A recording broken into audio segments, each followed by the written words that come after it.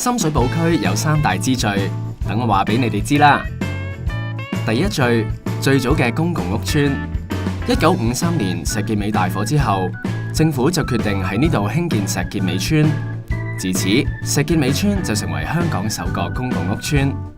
第二序，最早期嘅大型私人屋苑。美孚新村於1968年至1978年分8期落成，村內有99座樓宇，可以容納7萬幾人居住。第三序，九龍區最大型嘅寵物公園——蝴蝶谷道寵物公園佔地約7000平方米。公園本身係大型防洪基建用地，加建公園設施後，更深受寵物同佢哋嘅主人歡迎。